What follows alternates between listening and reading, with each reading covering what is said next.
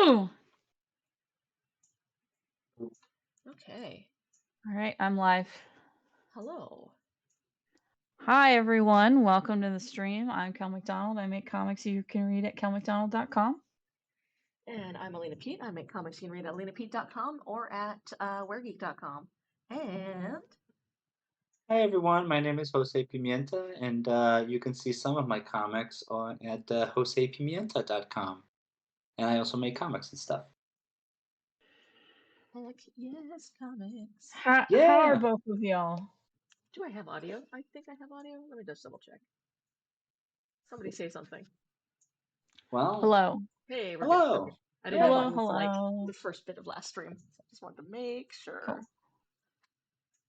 I'm good. How are you both doing? What's going on? Alina, you go first. Me? It Yeah. is. It's spooky season, and that's my favorite time of year. But I've been so busy trying to get this graphic novel done that I have not done any of my usual spooky decorations like I Oh, normally I'm do. sorry. So my house is very plain and boring. It's not spooky. I also enjoy spooky season. But I don't enjoy wearing a costume. Gotcha. Neither do I.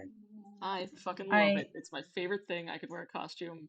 I With just a drop of a hat. I don't like wearing what isn't my usual outfit. Why? Why? Because I feel the same way, but I know exactly why, and my reason is very stupid, and I will tell you, but I want to hear yours. That's effort, man. Effort? Okay. Yeah, that requires effort and thought and energy that I just don't got. The last time I wore a Halloween costume is because Amanda Lafreniere made it. I just had to be measured to make sure the sizing was all correct.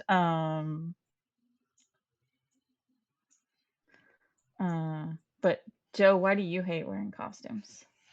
There's a lot of there's like a lot of reasons, and I'm pretty sure there's like this is something that I talked to my therapist about of just like why I just don't like being in like there's just something about inhabiting another outfit that is not mine that it kind of gives me weird feelings, and there's a lot more to it. But that's not nearly as funny as if I had to be concrete, and I will put this on the internet since I'm talking about it. It doesn't matter what age I saw this movie, but I saw the movie Ghost. Good. And like it's when you die, you end up as a ghost wearing the clothes that you're wearing. And I was like, you know what? If I'm gonna be a ghost, I would like to be wearing what I'm wearing. Not some weird clothes. Yeah. Like I don't want to die wearing a costume. I don't want to die wearing a suit. I don't want to wear. That reminds me of in ahead. Being Human, after the original cast got written out, the second ghost they had, she died on her first date with a guy, so she was complaining that she's stuck wearing her uncomfortable sexy underwear.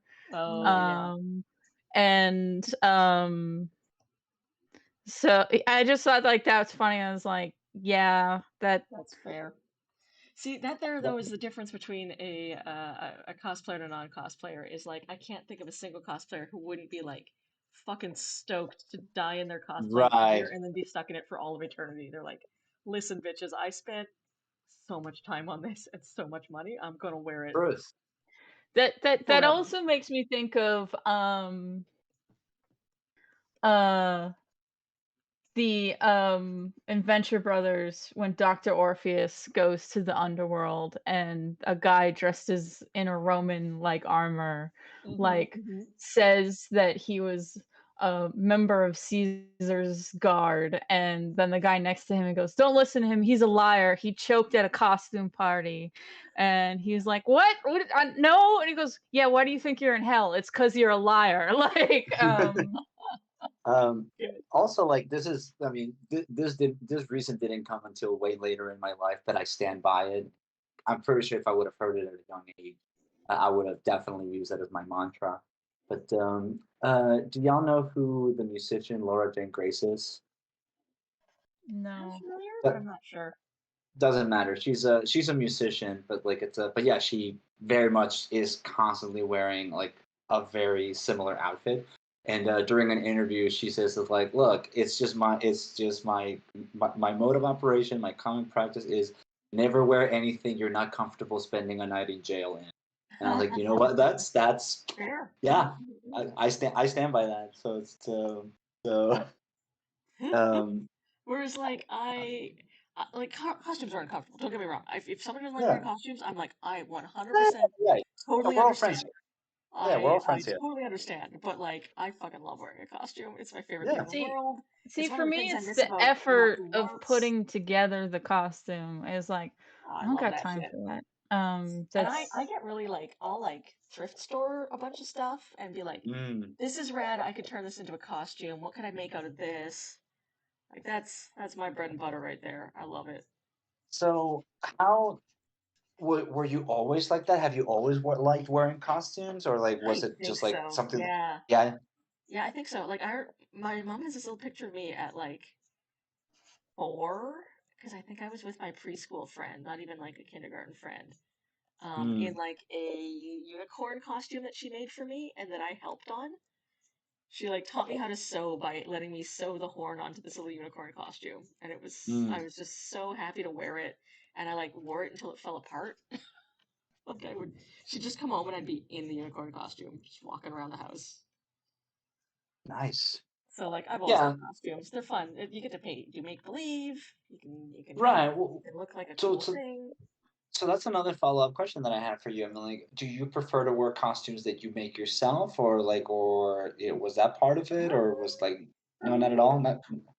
it depends on what role I'm in. So like Mm. I'm happy to wear costumes someone else made. If it fits that character, and this might just be because I'm a LARPer. Because Hmm. like obviously when I am portraying a character when I'm wearing some of these costumes. So if it fits that character, it doesn't matter if I made it or not. Mm. But I really do get into the like making of costume bits. So I've made like horns and tails and a giant set of like angel wings that were you needed a whole backpack to wear them. That someone ended up buying for quite a nice chunk of change off of me. Yeah, so I enjoy making them. It's a fun hobby. It's a pain in the ass. Like it's a shit ton of work. I wouldn't do it all the time. I definitely wouldn't want to do it professionally. But Oof. I like it. I enjoy it. I think for me, um though, being that character, like being in the role, kind of scratches that actory itch Mm. that I get sometimes. Were you a performer as a kid, or I mean, like, are you performing now? I mean, like, I Oh know yeah, that like I was a LARPing drama is kid. I was 100% a God. drama kid. I was one of them theater Joe, I think nerds. your sister and Alina would get along. Yeah, Yeah. yeah. Yeah. My sister is yeah. She's totally a LARPer, and she's a Ren Fair Nice. kid. Oh my Um, God. Oh, we would have a lot to talk about. yeah, yeah. It's a and yeah. No, also just like yeah, she's a big theater person. Yeah. Um, yeah, she's I fucking love a costume. Huh. I never got really into Ren Fair. I think because I found LARP first. mm, Um, but I totally understand and appreciate it. yeah. Um, I don't want to be me in the past. I want to be somebody else. Why be me in the past when you could be a fucking vampire or a cool ass werewolf? Yeah, that is yeah. one thing that I've again, like, all due respect to LARPers and people that but like yeah, like the idea of wearing outfits from a different era has always just been like yeah, it just sounds foreign to me. Um, so Also with the Ren Fair thing, it's supposed to be like, let's celebrate our past. Who would have you been in the past? Who are your ancestors? And right, I'm like, that gets real weird if you're from a colonized people, though, because like right. y'all dressed up Yeah. as old British people, and I am native, so that's weird. Yeah, um, there's an old joke by by a comedian that is a total piece of shit, and Um, but Yeah, but he did used to have a really funny joke of just like, yeah, time machines are really fun only if you're white, because like Uh-huh. a lot of people of color would just tell you like anything before He 1980. specifically said as this a white guy. Yeah. Yeah. If you're black, you don't want to go to the past. That's not Right. that Yeah. wouldn't be a And fun also, time. but he was like, Yeah. but also, you know, if you're a lady, you don't want to go Yeah. to the Right. past. Yeah. Right. Yeah. Um, No, that's true. So. um, Also, this is reminding me of the like, who would you be in the past? An article went viral because some company had like a company event retreat thing at a plantation Oh Mhm. no. Oh no. and like told Ooh. people to dress up Oh Oh, jeez. no. like on theme and come in costume. Oh no. Didn't mean Um and there was not a single black person in the room when this decision was the made, was one there? black executive and his wife Yeah. dressed up as slaves. Nice. Um um I hope they did it to make their coworkers uncomfortable. Oh, that I was hope. completely the intent, Yes, good. like, in he was also someone who was high up enough that he realized he would not lose his job for doing this, But he would make everyone uncomfortable and make them think. Good, good. so, Um, yeah, Good on them for having picked a fucking there's plantation for their work event. Jesus Christ. yeah, there's a really good This American Life episode um, that it's about something like that, where it is about a black woman who used to work at a history reenactment Mm-hmm. um, Mm-hmm. like theme park, I guess is what I'm gonna call it. But like I Yep. don't know what you call these people. I don't know what you call those places, but you know what I'm talking about, right? yeah, Yeah. Yeah, yeah. So like it's this woman who like somewhere on the East Coast. I'm sorry, I can't remember the story specifically, but yeah, she just talks about like how like working there is like most days were just, well, this is what they're expecting me to do, but then there would always be like particular patrons who would just be anywhere between awkward all the way to inappropriate. Woof. uh-huh, Uh, so like Mm. it's a fascinating episode if you have the stomach for it, but it's this American life, so it's a little It's really um interesting because that really is kind of an American thing more than a Canadian thing. Like, sure. we don't have as many like we have historical centers where you can go and like walk around like an old fort or something, but there doesn't tend to be the same focus on like reenactment. Oh yeah, Uh, this is non-existent in Mexico. Like yeah, anything like that, yeah, yeah, it's just like, yeah, like no one's gonna be like, yeah, let's pretend to be Spaniards and yeah. Spanish and indigenous. Like no one does that. It's If yeah, you you're did that, right. they'd be It's like, "That's fucked up. Why are you doing that?" right. Well, that and also like, I think I'm gonna go on a limb and like I don't have anything to like based off. I don't think I have any like specific documentation to base this off of. But yeah, like, I mean, I do think that Americans are very into their own history from a glorifying perspective. Yeah, but only mhm, from like Um, a only in certain ways. Because like yeah, certainly you can't find like there's lots of camps that are like camp we're gonna get you or something kind of like native-y sounding where they do like let's make tomahawks and we'll make little headdresses and run around. But like oh yeah, that that's but right. that's not what actually happened, y'all. Like you're Mhm. teaching a very uh um Well, that's why I not said well, realistic but glorified. very specific I I version of think it history. depends on the area, Yeah. because growing up in New England, we had a few, like Plymouth Rock is a little, like basically historical reenactment theme park is the best way to describe it. But it was like you go there and it would be like, "Hey kids, this is how they made butter in colonial times." And Right. like it was that and so like that one was more focused on daily life stuff Mm. for a specific time period, whereas like different parts of the country, like focus on different sort of historical reenactment things. Like, um, obviously there's still like plantation themed weddings or whatever in the South. Yes. That's all kinds of fucked up. And yes, whereas like and I think like they get talked about because they are fucked up. Whereas like teaching kids how the pilgrims made butter, like no one gives a shit about that. Yeah, Like, that's pretty straightforward. and I also mean, people don't like have their weddings there because that's not very glamorous. right, but also like, and again, just like to add to what you're saying, but I mean, like for in the Southwest, there is a flavor of come to Yeah. the good old Wild West, and like Yeah, we're gonna, Yeah, that's basically. true. yeah, Yeah, so And I that's why I love the say it BLT depends corral on the down there. region. That So was you have yeah, like yeah, so you like, have in the Southwest the Wild West one, and then yeah, I the get, I plantation one in the South, and then yeah. like like even over here in California, like I did end up going to like a couple of places where it's just like we're gonna go on and dig on some gold, and I'm just like, This is weird. whereas like the Pilgrim one, like that's still a sanitized version, Yeah. but I think because it's less fun, it like specifically I remember like who wants to try the butter churn and basically to show kids how fucking hard it was. Mhm. right, Like, Mhm.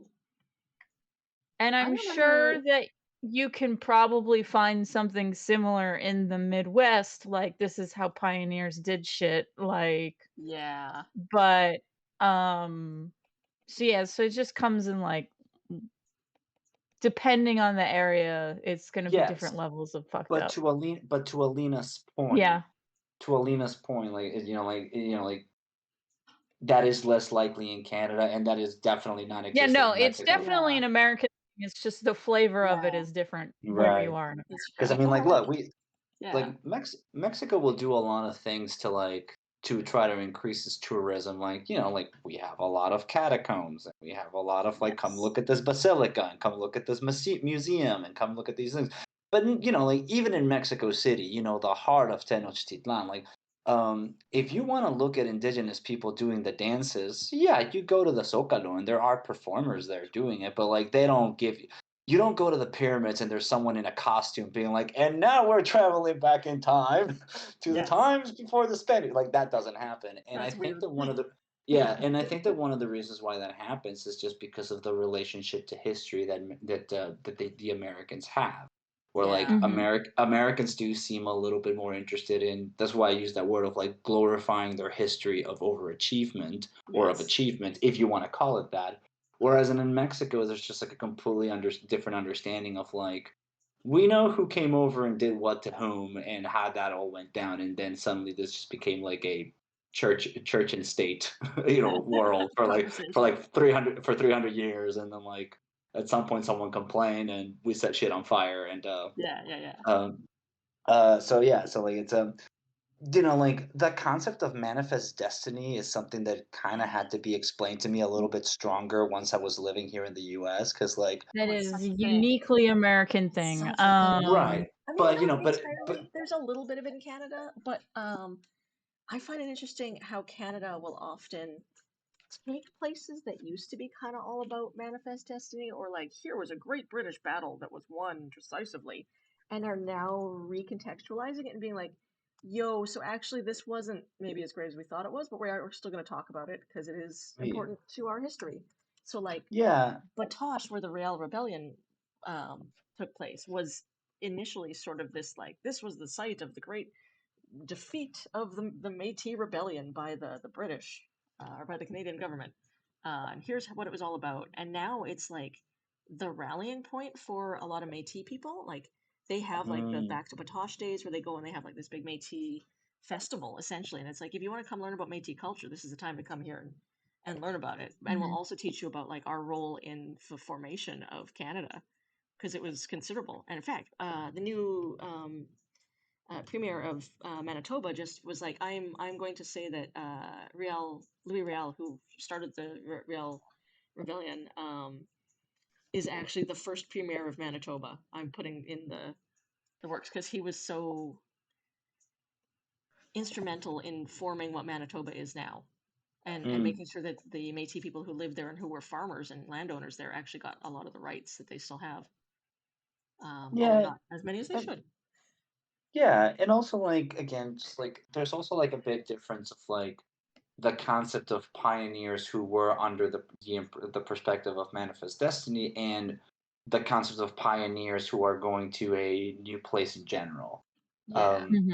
Like that, and but again, like that's also something that because again, like I'm from a part of Mexico where the development of the country, there's a lot of history behind it, but anyways, the idea was very much of like you're going into like the middle of the desert where there really isn't that much, and Hmm. like and those people were like given the title of pioneering. um Whether and we can put all the asterisks and caveats that come to this, but again, like even in museums, like nobody dresses up as a pioneer to like tell you like, and then people came over here and developed industry. Like that doesn't Right. happen. Like it's whereas in the US, like there is a very fascinating way of glorifying that with a sense of with an entertainment flair. Hmm.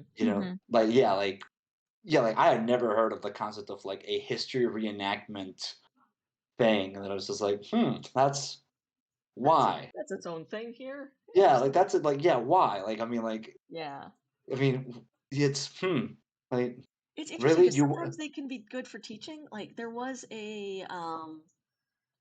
uh a Pueblo run like historical society in Albuquerque I went to when I was down there. And Mhm. they had a bunch of the local people who were there like presenting sort of like, hey, this is, like we used to live over here and we can't live there anymore because of colonization, but here's, how we built our cliff dwellings and the sort of people that would have lived in there. And they were wearing a traditional dress, which was pretty cool. I was like, this is a neat sort of compromise. Clearly, it wasn't Right. always run by the Pueblo people, but they kind of came in and took over. And were like, listen, we should probably, provide some authentic voices here. Yeah.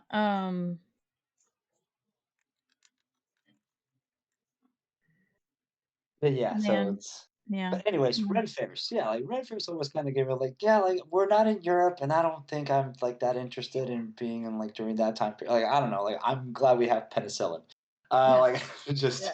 Uh, but again, like I know that that's like not in the spirit. Like the spirit is just like actually I don't know what I the spirit is, I but really like there's a Key and Peele sketch about vampires, and the guy's becoming a vampire specifically because he wants to know what future cars will look like. yeah. yeah. And since time machines don't exist, becoming a vampire is the best way for him to do that. That's true. Yeah, I follow that. Um, I also know that Ren fairs are different from like the SCA in that there's like a mhm. lot more. It's not all about like let's pretend like we're actually us in the past, and more. It's just sort of like, listen, we really like the aesthetic. We want to dress up in some of these cool costumes and run around, and like there's fairies and shit, and that's cool. Yeah, And it's like more it's like just like general fantasy camp, and that's fine. yeah, That's cool. um, historical inaccurate society or whatever is one of the main things that organizes Ren fairs. Yeah. Um, and but no, Joe, you talking about pioneers just makes me think of uh in one of H Bomber Guy's videos, he has a great line about how, well, we celebrate pioneers, but a lot of them starved to death. Hmm. Hmm. Hmm. And he was talking about a video game console that we told him that if he could not think of an idea for failure to launch, he can just make a comic version of this video that he made. Um, 'Cause, it was the guy who did the programming part of, Dragon's Lair. Mm. So not Don Bluth doing all the animations, but he was the one who made, like, the actual game part. Right. Okay. Um, and he was disappointed with Dragon's Lair because it doesn't really have replay value. And interviews explaining what he wanted to do with video games is basically he wanted to make Dragon Age. Well, Okay. he did not have the technology for that in that day. And what he tried to do was make a video game console that could play Dragon Age, but it's the 80s. Yeah. Um, so the video game console he made had voice command technology, could also control your TV if you had it plugged in. Um, and the video game he made was basically a choose your own adventure visual novel, but with voice commands. Okay. Um, and because he made it in the 80s, it cost, can you guess how much it cost? $5,000. In 1980s money is crazy. Yeah, I mean, like, look, I mean, I said it in Yeah. a weird voice, but that's Yeah, my no, actual it's guess. yeah. That is pretty close to what it cost, which adjusted for inflation means it was over $10,000 Right. It's like Yeah. that's like a for this car. game system. Yeah. So obviously it completely failed. Mhm. It failed so hard that maybe the only surviving console is in the video game history museum in Texas. Oh Jesus. Like, because That's a there aren't fail. even like ones on eBay. Like there is one that gets put, like H Bomber guy said that tried to find one on eBay, and apparently every once in a while one pops on eBay and it might be the same one. Hmm. Um so um yeah, so he made this whole video about how this guy, like, basically he wanted to make Dragon Age, and Yeah. but He just because it the was world the wasn't ready 80s, for it yet. the tech wasn't there. Yeah. And also voice commanding your TV, that's basically Alexa. Like Right. all the stuff that he wanted his thing to do, Like, look, he we can jetsoned do now. Yeah. he jetsoned a video game. Yeah, That's Yeah. basically. yeah. You couldn't do it then. You do Uh, it now. Yeah. so yeah, so that's why H Bomber, like, he bankrupted himself trying to get this off the ground. And Oh, yeah, that's why H Bomber guys, like, not all pioneers made it. A lot of them starved to death. Mhm. Uh, so they just didn't know what they were getting themselves into. Big dreams, and throw some they're money at just, it. Yeah. they were ahead of their time. Yeah. Um, Also, I'm rewatching BoJack Horseman, Nice. and I love when Flip um at the premiere of Filbert is like, if you like it, that means that you're very smart and you understand it. If you don't Mhm. like it, that means I'm unappreciated in my time, and that's okay too. Oh. That show has made me unable to hear the word filbert without laughing a little bit. Uh, I miss that show. That so show's so Like in the good. back of the yeah, taxi was very. Sometimes I go on YouTube just to look at clips from that show since I no Mhm. longer have a Netflix subscription. But I'm like, you know what? I just really want to see that scene. that's Mhm. the one Netflix show that I wish there was a DVD of it. Yeah, yeah, Y'all remember DVDs? Everybody got DVDs yeah. of stuff I I saw. still have some DVDs. You're smart because you should own the media that you purchased I think and wish to it's I rewatch. my rule is if I rewatch a thing 10 times, You gotta buy the DVD. I Right. should go buy the Blu-ray. Yeah. So I I do have still have Mad a Men on full Blu-ray. Cool. I got the Blood and Ice Cream trilogy on Blu-ray. Nice. Um, I Yeah, this have is a really good Wolf collection of. Walkers on Blu-ray. Oh, nice. That's what I don't have. I should get that because I would watch that more than 10 times easily. You have to buy it with Secret of the Kells and Well, I Song of the also want to Sea. own that. That's fine. Yeah. I can own all of those very easily. Uh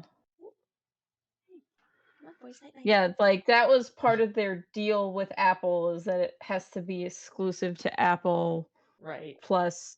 But they can sell it in a big collection. So Ah, gotcha. that was apparently the loophole.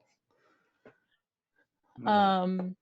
Also on the topic of Irish shit, Mm-hmm. Yep. Okay. watching Buffy Yep. with Iris and Nero and Hai, who have all not seen it before. Also, I learned that none of them have any Irish heritage because we got to the part where Scott Hope, the very brief love interest Buffy has in season 3, Mm-hmm. gives Buffy a clattering. And they're all like, And what?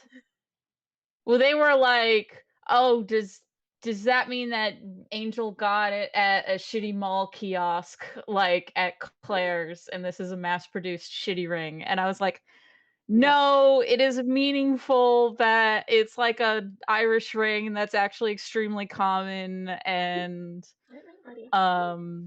I was like, "My mom gave me one in middle school. Like, that's how common they are." Um, and I had to explain what a clatter ring is.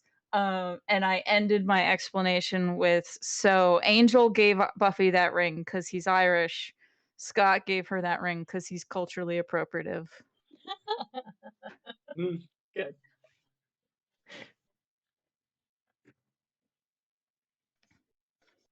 There. Birds are in bed. That is funny. Yeah. Boy. But Oh. yeah, that's how I learned that, like, oh yeah, people who aren't Irish wouldn't know what that ring means. Mm. I think I had to look it up. On Buffy Wikipedia. Buffipedia. The Buffipedia. Yeah. Back in the day. Uh Whereas I M- already knew because that You Right. had one. like, I'd seen that design before. Oh, wow. My Buffipedia is Cal. So Good. I do know a lot about That's Buffy. very real Buffipedia, actually. it's like that's where I go for expertise on werewolves and Buffy. Just go to Cal Mm-hmm. McDonald. Just go to Cal McDonald. Be like, hey, you know about this, and I have a question. Mhm. You know, Oh, you don't have a Buffy question right now. calls. That was just the Yeah, theoretically. yeah, yeah. That's the They have theoretical. a Yeah. Buffy question that you will handle and definitely know the answer to. Except now there's these comics put out by Boom, and if you have Mm. questions about that Buffy, I don't know shit about that Buffy. Uh, Did you see the most Gen Z news article today? Wait, no. what? No, what is this? There's a news article that oh hell, I'm gonna get the names wrong. Anyway, Kurt Cobain's daughter Oh, married Oh, I Francis did see Tony, that. yeah, Tony Francis Hawk's Bean. son, and their officiant was Michael Stipe. And I'm like, good lord, you could not fit more 90s into that Wait, sentence. what? Yes.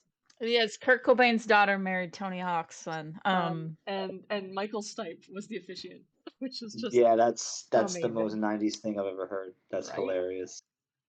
Ah, Good for Francis. right?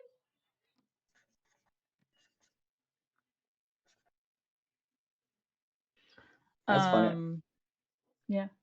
I was just listening to an interview with Steve Albini and Chris Novoselic and Dave Grohl, and they were talking about Nice. the recording up in utero because they're celebrating like 30 years kind of thing. Yeah, yeah.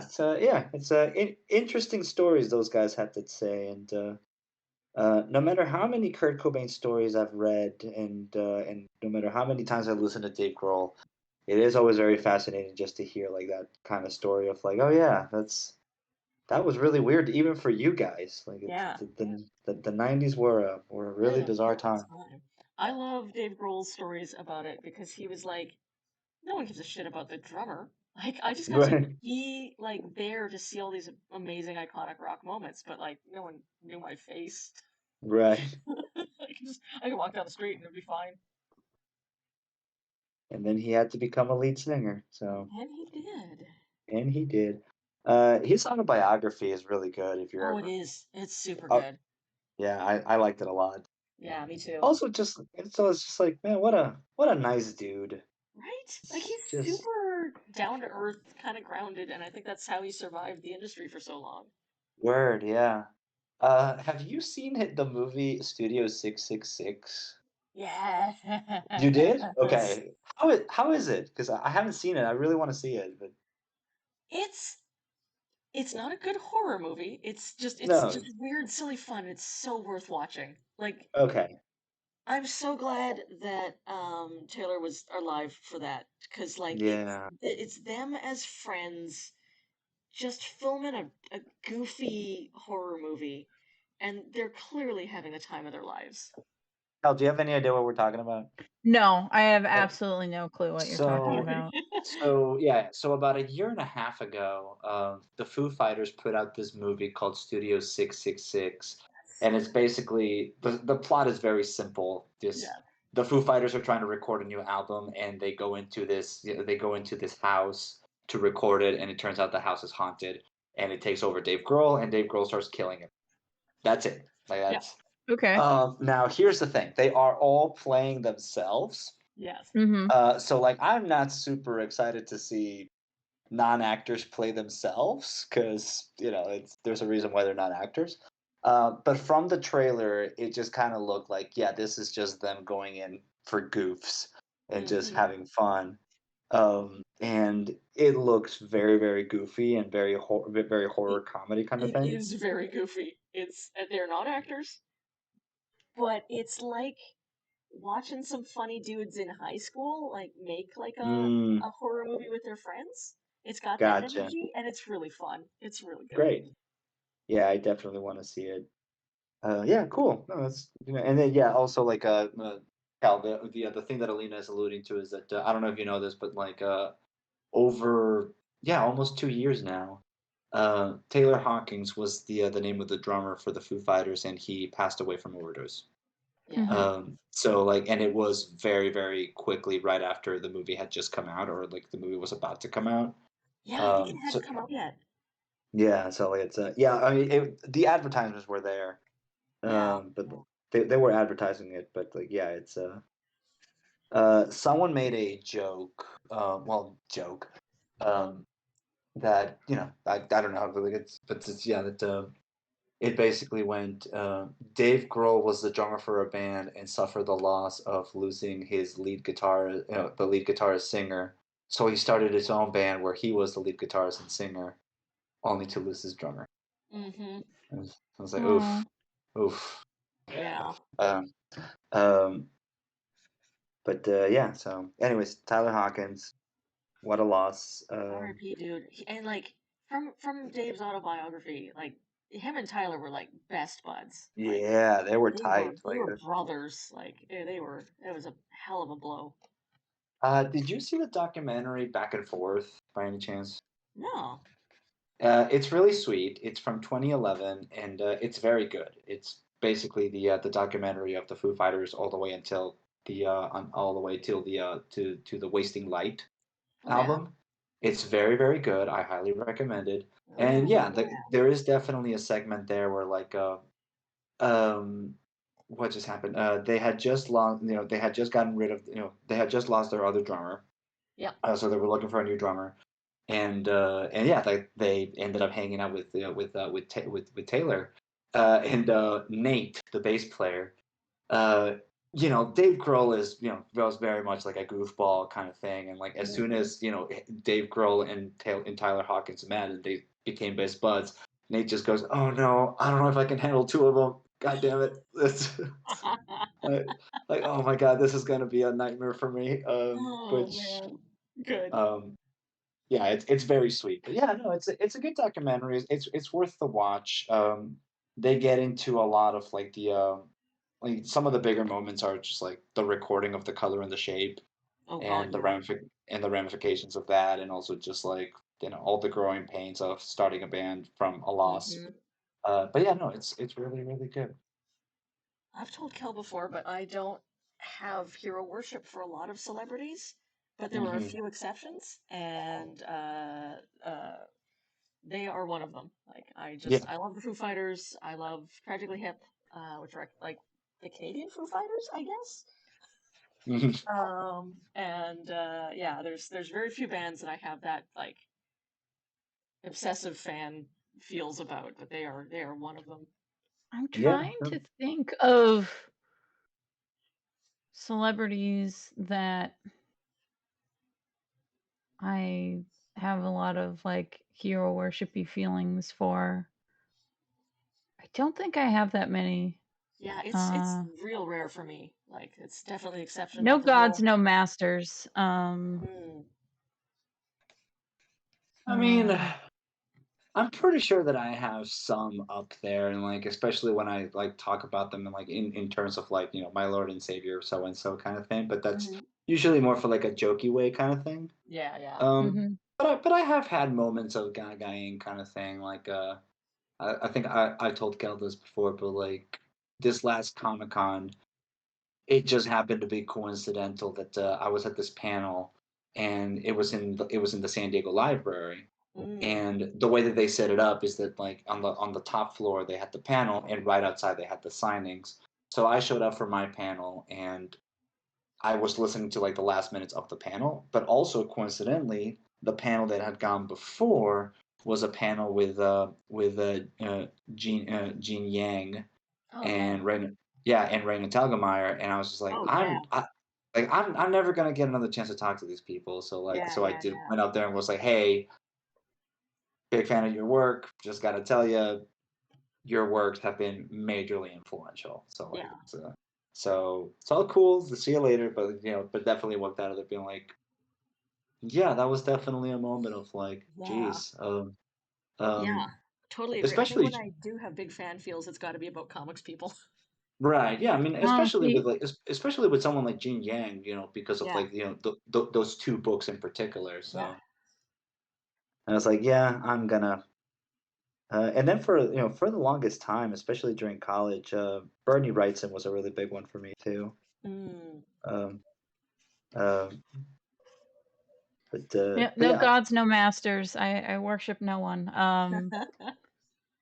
I worship very few people, but there's a few that can still get me. Like I froze up well, when I was trying to talk to Sergio Aragonés because like that dude can fucking draw, yeah, and he's very nice. and he's so Uh, sweet. and that guy, I don't think he's coming out of his house ever again. Yeah. Yeah, he's like yeah. I mean, like, yeah. I'm trying to think of like, yeah, that's Wrap him in bubble wrap and keep him safe. yeah. I mean, like, and that's I do worry about Stan Sakai going to all Yeah, these me too. conventions. Yeah. Like He is he's also old expensive. and COVID is still a thing. Yep. And nobody masks, and it's a problem. And he doesn't mask. I've seen Nope. him at cons. He doesn't wear a mask. Um Dude. at that point, I'm just wondering, like, yeah, he's probably just got superpowers, so he's like, he just punches COVID in the teeth. Uh, Like, I don't know, like there are people like that I'm just like, yeah, man, your immune system just must be like freaking built out of iron. It's Steel. like, yeah, it's I Uh-huh. think like my immune system's pretty tough. But still, yeah. And look, uh, It. in case it's not clear, I am not advocating for not taking precautionary measures when being in Yeah. I public. It's not what I'm saying. I am just worried about losing national treasure Stan Sakai. Yes, correct. Yes. Yes. Do protect that man. It's funny how you're no master, no gods, no masters, but Hey, national treasures. But national treasures. Let me tell you. Yeah, no, that's a difference because national treasures can be stained in blood and problematic. But sometimes they're Stan Sakai, and then they can be, yeah. you know. And then wrap them in bubble wrap, keep them safe. Like, just admit it, Kel. You have a god, and the name is not kidding. No, I've had conversations with Stan Sakai. That's so cool. Like I don't have anyone that I freeze up. I have had conversations with both Jean Yang and Raina Telgemeier. Nice. I think I could handle talking to them. I'd be, you know, respectful because they're awesome, but yeah. And just talk to Jean Yang about how he ships Zutara. Yeah. And I mean, there's certainly plenty of people in comics that I want to give a good fucking telling off to if I ever met them. And have in a couple cases. Bill Willingham can get thrown in the trash. Fucker can just. I don't know who that is. He made Fables, and recently he was trending because he let everyone know that you can write stories about Snow White again. And then I had to tell my story about how he was the moderator of this Women in Comics panel. That there were only women on because they contacted me and one other person, Delilah Dawson, at the very last moment. We're like, hey, can you come be on this panel, please? So that we're not doing the thing that you shouldn't do. Wait.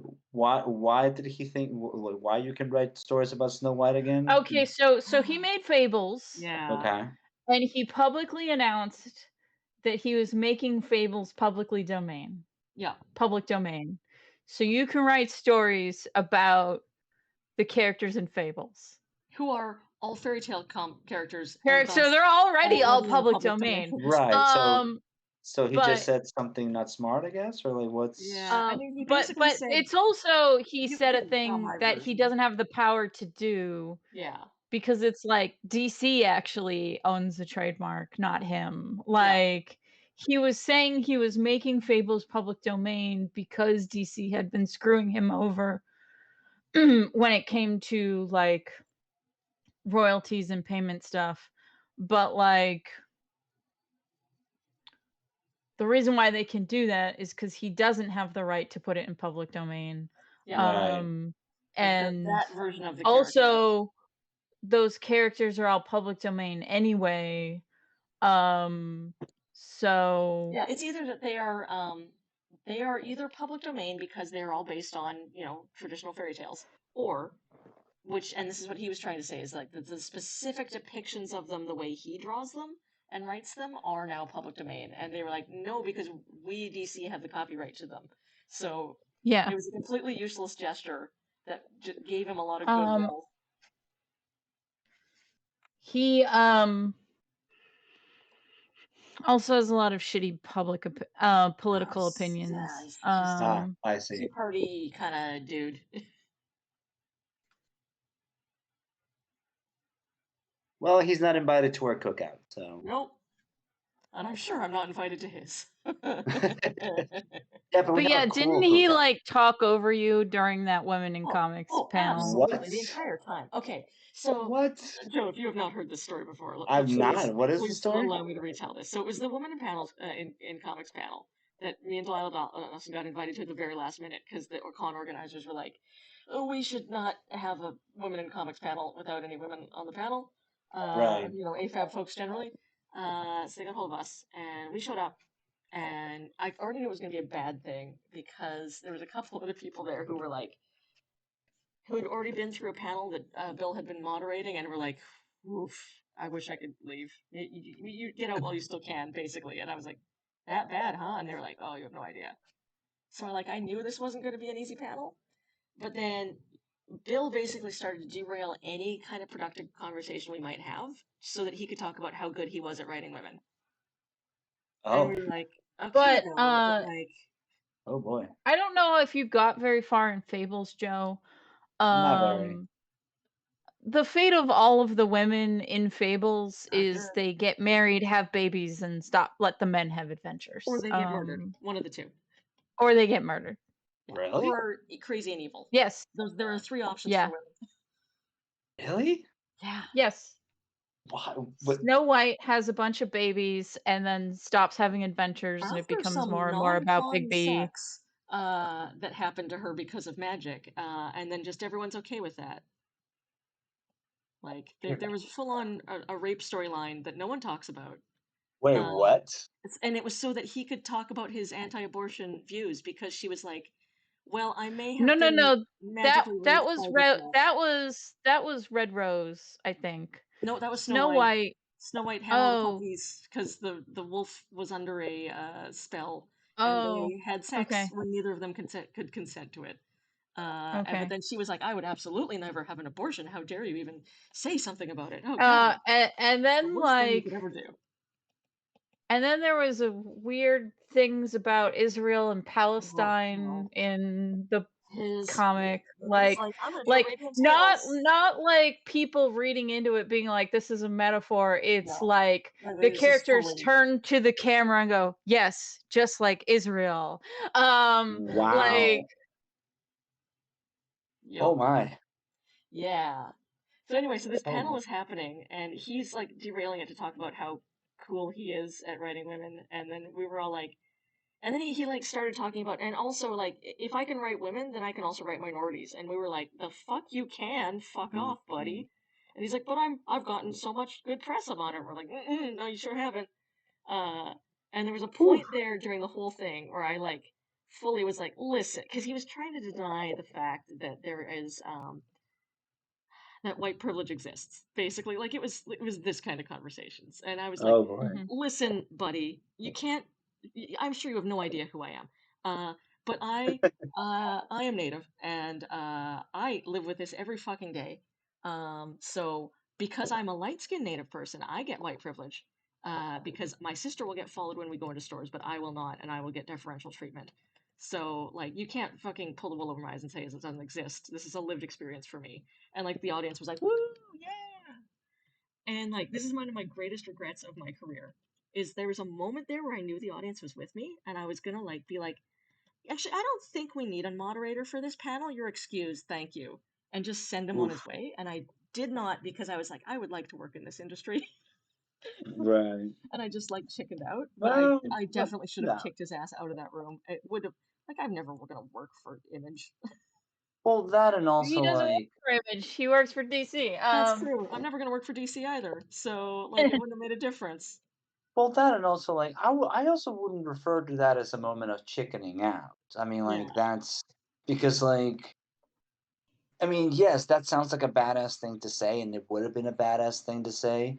But like, what's the next move other than just like, okay, like that guy's not gonna give a shit, regardless, and he's gonna keep Hmm. having work. So Well, I it's mean, the so only like, thing that would have happened is that we could have actually had a productive panel where we talked right. about writing comics with all of these writers who were very excited to see all of us and learn about our work. So Yeah, but that's like that wasn't your responsibility though. I guess no, what it I'm trying wasn't. to It was the yeah. So like responsibility of the moderator sure, which or he's the already con organizers to have stepped in at that point when they saw that he was like derailing the panel they put together. But yeah. Anyway, anyways, Bill Willingham I don't just know such who a piece of shit. I don't know who that guy is, but he sounds like total. He's Uh, a bastard, and everyone deserves to know about it. yeah. um, Again, not invited to the cookout, and we got a cool cookout. Yep. Hal is there, and apparently no masters are there. Hell yeah. no And gods, no masters. Yep. um, and and Kel will invite some other people, And just some and cool chill folks from comics, and not just some those cool chills from ones that bring comics. drama. Yeah, it's like it's people that like to talk about comics, Yeah. people that know how public domain works. You know who is a rad comic person is Guy Davis. Okay. Um, because he not only has good art, but um he is not afraid to do stuff like kick Bill Willingham off the panel he's moderating. Good. I no longer am, by the way. Like, if this Yeah. happened to me now, I'd be like, okay, listen, buddy, you gotta get out of here so that we can actually have a fucking productive chat. Leave. Well, Just so leave. the second time that Scott Alley was revealed to be a sex pest, Mm-hmm. the first time Mike Mignola didn't come out against him, but he did the second time. And then Guy Davis rolled out and was like, hey, this all came out like 5 years ago and you still worked with him. What's up with that?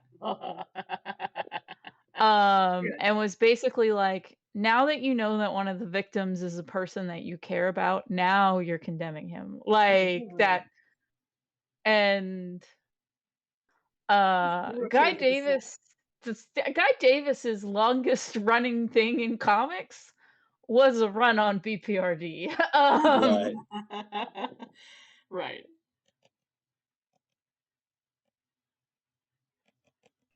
So Yeah.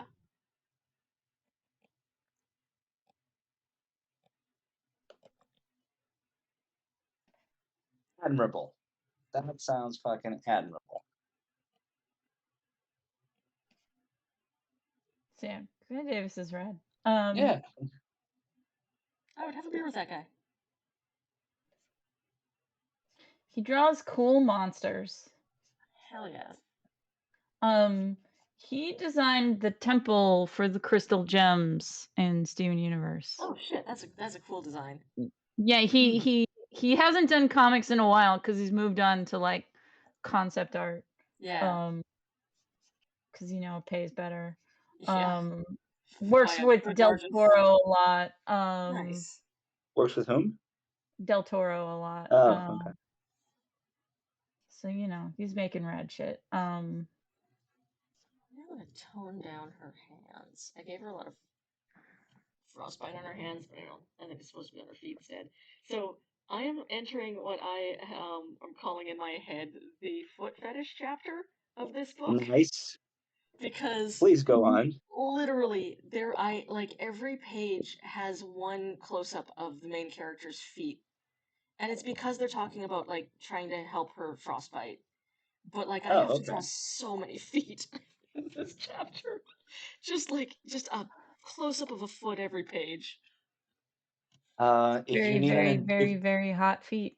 And like if a you need lot an of people's hands touching the feet in very intimate ways. I'm just like, this feels weird. if you need a Somebody step celebrity on it. endorsement, just send it to Tarantino, God, right? and he'll give you all the. Ironically, he'll give you a thumbs up. Something. But with Yeah, so yeah, I gotta draw a lot of feet this chapter. you know how hands have fingers and a thumb, but like all feet have toes, right? Like there's not a name for the fat toe, right? It's a big toe. Yeah, just a big toe. Okay, yeah, Big toe. Yeah, yeah, big toe. yeah. Because Or as I was Seinfeld calls it, Captain of the Toes. the cap. Yeah, it's the one that went to market. Yeah. Yeah, because I was trying to think of like what's like a funny pun of like instead of giving a thumbs up, but he gives you one with like a foot, but like just but then he's saying like oh he'll give you a big toe like that doesn't sound as funny. It's so hmm. Two big toes. Yeah, Yeah. this comic gets two big toes.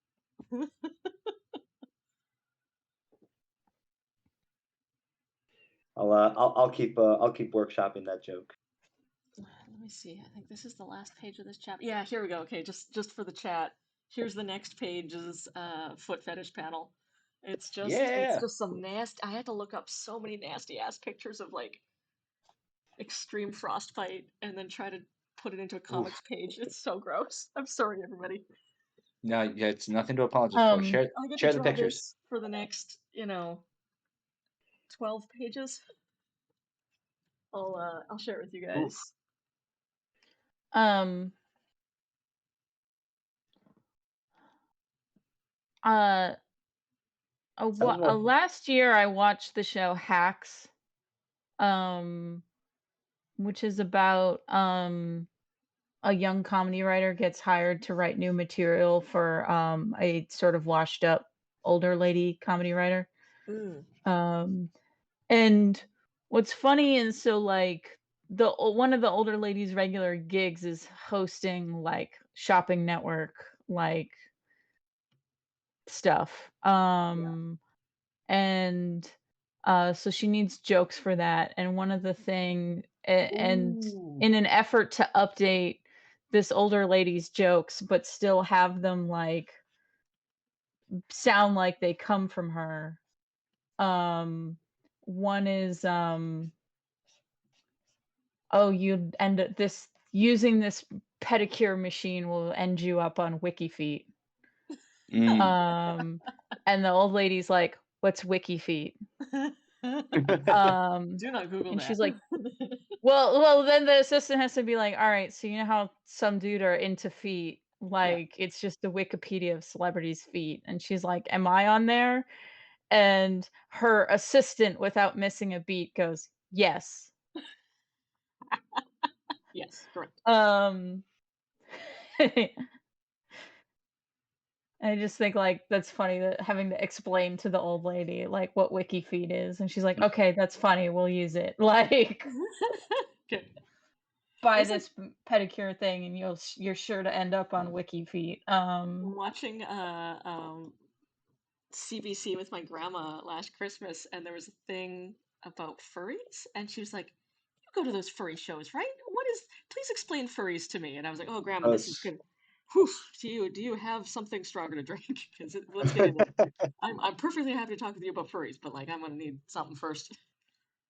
And we had a I've really always found like interesting, it's like, yeah, the easiest explanation is just like someone who's really into Bugs Bunny, and yeah. Well, it's because she just had heard a bunch of news about like that misinformation that they're selling on Fox News, and she doesn't listen to Fox right. News because we're Canadian, and she's also, I think, smart enough to not buy into that. But she'd heard What? from like a friend of a friend that kids in schools were using litter boxes, and it's Oh because of the yeah. furries. And I was like, so she was like, "At those furry cons, do they have litter boxes that people use?" And I'm like, "No, Grandma, they Do don't. you They really the don't." real reason why kids have litter boxes? I mean, kids don't have litter boxes. Well, no, there are schools in America with litter boxes. Someone looked into it to find out what it was, and it Really? actually is a much sadder reason. Wow. It's because if there is a school shooter, Oh, the fuck's kid sakes. cannot leave the classroom to go to the bathroom. So if they need to go to the bathroom Oh while in no. lockdown during a school shooting event, that is what the litter Mm. box is Oh for. no, that's so depressing. Jesus Christ. Yeah, Wow, living just a dystopian hellscape. Oh yes, geez. that's welcome to America. Jesus. Aren't you glad to be in Canada? Oh boy. I mean, we're trying real hard to become America. Why? I don't know. It's, aren't you seeing all the like not all the what would you call them? I don't want to call them failures, but Yeah. I'm just trying to think of like another word that it's The Oh no. fascism. Yeah, I think it's because of the media, but there's a lot of Canadians who are like, "Yeah, we have the right to bear arms. We got the First Amendment. We got the right to." And there's like, "No, that's not us. That's the U.S. We don't. We have the Charter of Rights and Freedoms. It's very different. It protects in certain rights, but you do not have the right to free speech. At least not in the sense that you're claiming it. right. You've forgotten Um, what country you live in. That's not how it works here." Off topic. Okay. Um, Alina, Yeah. I know how we were recently talking about what is and isn't doxing. Oh. Yeah. For reasons that we cannot go into on No. air. No. But it But was a conversation we had. very timely to our conversation, the newest video by Legal Eagle Oh, Oh, it's very is is it good. about going doxing? over one YouTuber supposedly doxed another YouTuber, Oh, and he goes over what is and is not doxing. that is very relevant. Um, and also the fact that in most states, in the US, doxing is not illegal. Yeah. Well, And that's definitely a thing.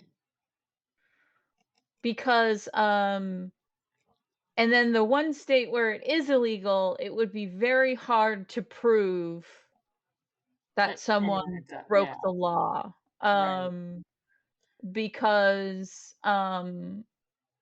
he goes over California definition and law of doxing right, because the incident that he's talking about happened in California. right. Hmm. And it's basically it has to be with the intent to threaten and harass.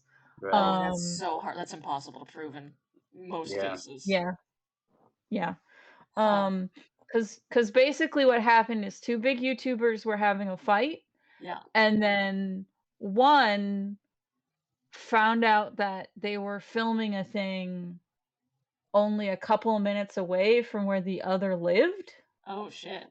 So she took a picture of his house and posted it on his Instagram Oh and said, no. "I'm outside. Let's talk about this beef like adults." Gross. Um, and he was on a live stream Oh Yeah. when she jeez. posted it. So Oh there is no. also a written record of his reaction of like Right. finding out exactly in that moment. Like, Gee. Yeah, it's pretty harrowing to watch, to be honest. But like Yikes. that's yeah. because So he's like, wait, what? yeah. So yeah, so it's very much like what someone is more likely to get YouTube or Twitter or the whatever site the person posted the doxing information on Yeah. to respond and punish the person than the law to punish the person. Hmm. Yeah, yeah, yeah. Oof. Yeah, because Fine. YouTube operate because YouTube is a private entity, so therefore it's more Yeah. on like under their terms of Yeah, Service, it's uh, terms yeah. of service. Yeah. as opposed to like, well, according to the law, it's yeah, the law Um, is it's interesting so when it yeah, comes to so his so the person who did that did get reprimanded by having the ads turned off their Mm. channel. And that is their main source of income. Yeah, So, so that is a big deal. yeah. Uh, But also, like, if you have a big audience already, just having your ads turned off, like, they could probably still go to another site and be like, yo, I'm over here now because of this bullshit, and then spin yeah, their audience to be on their side yeah, because that's just how it works. So it's not the same as like legal repercussions. yeah. But yeah, so I was like, "Oh, this is timely and appropriate that like Yeah. this came up."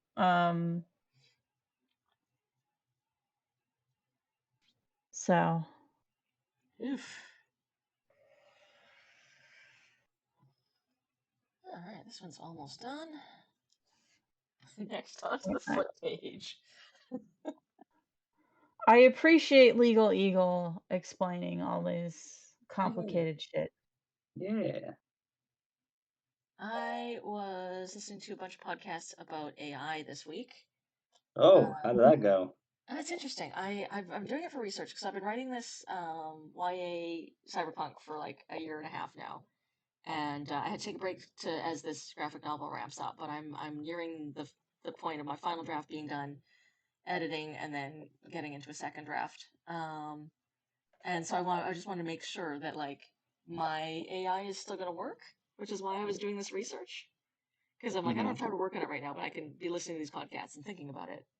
And it's kind of fascinating how they're not AI, like they're not intelligent, but they Mhm. are programs that are about optimizing certain tasks, which is how they can get very, very good at them in much quicker than a human could. Because it's like, listen, we're just going to send this thing to iteratively try to get better and better at this thing. So the one I was listening to today was Minecraft.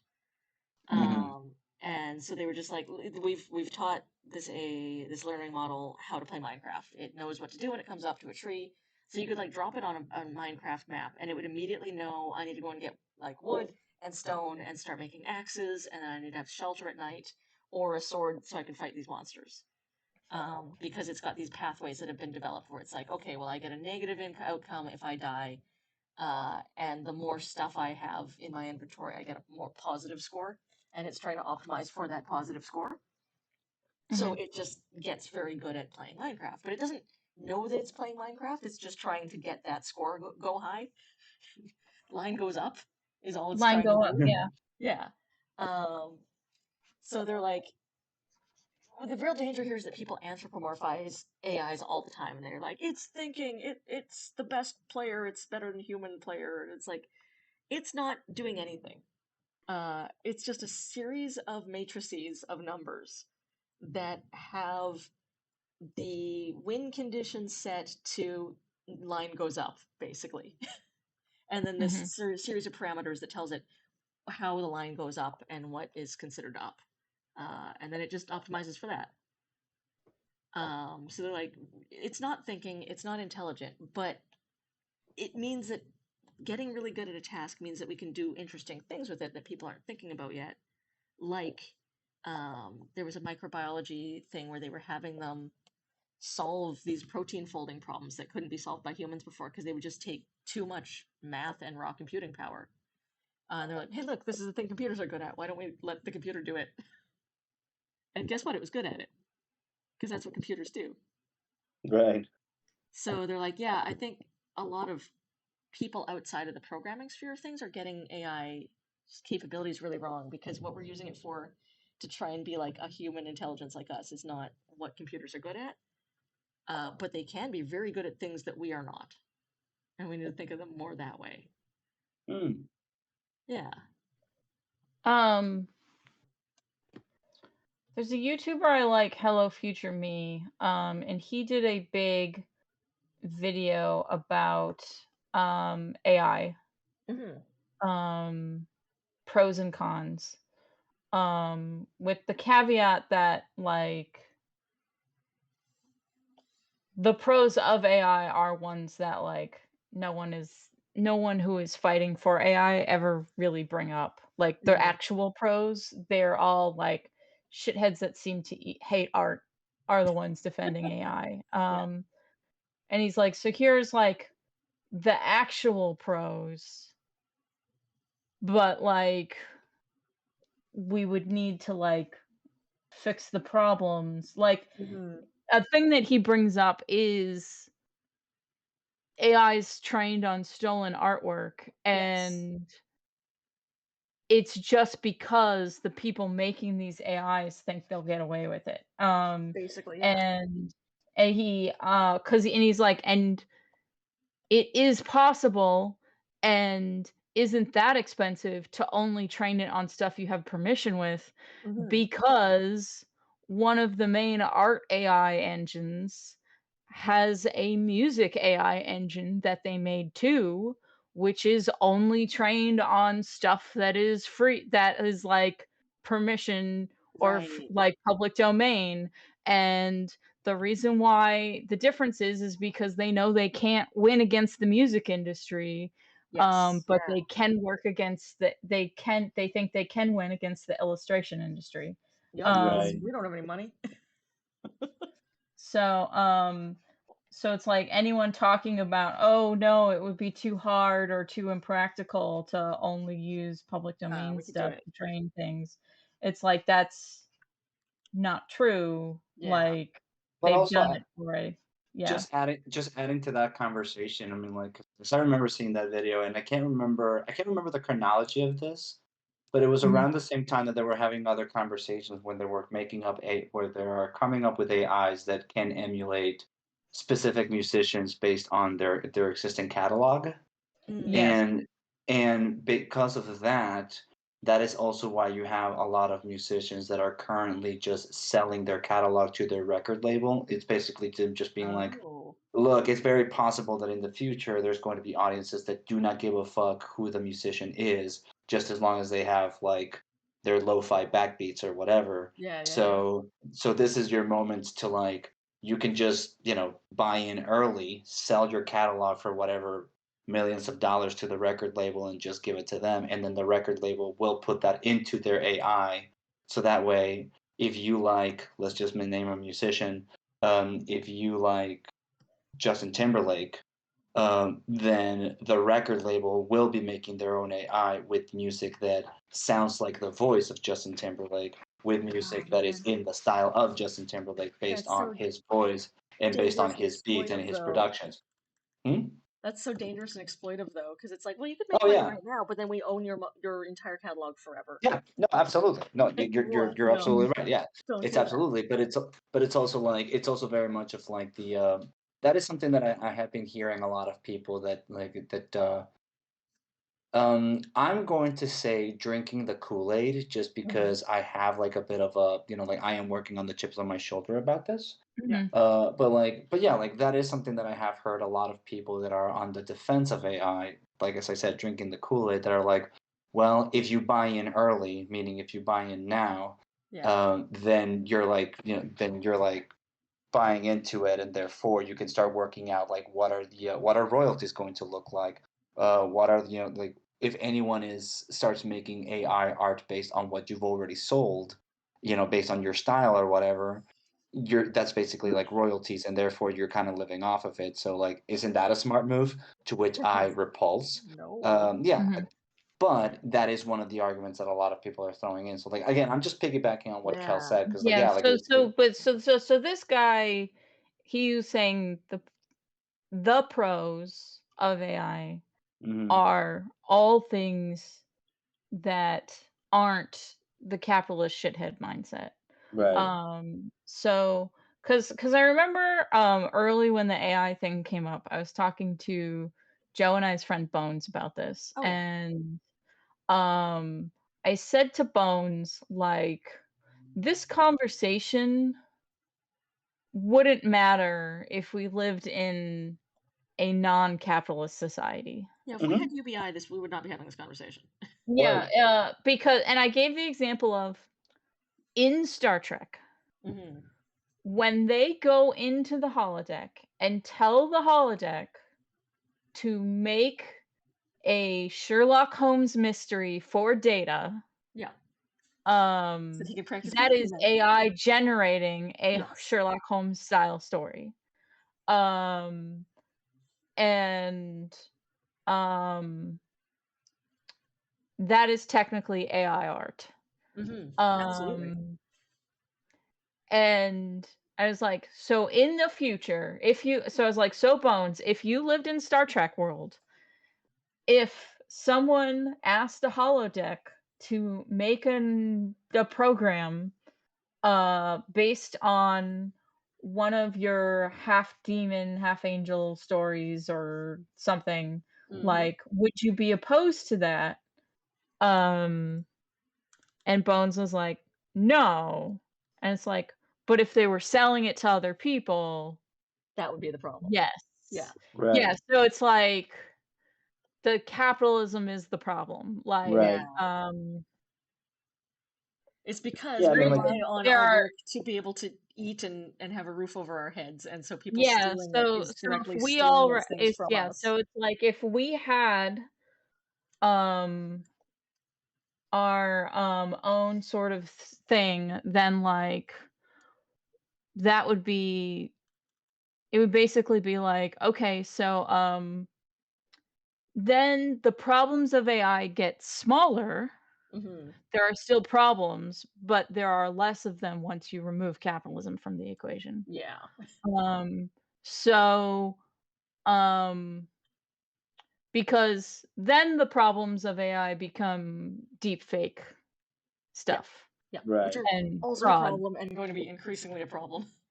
Yeah, so then the problem just becomes fraud, Yeah. and if that's the only main problem of AI, we can focus on doing something to combat, Oh yeah, we've got laws about um that already.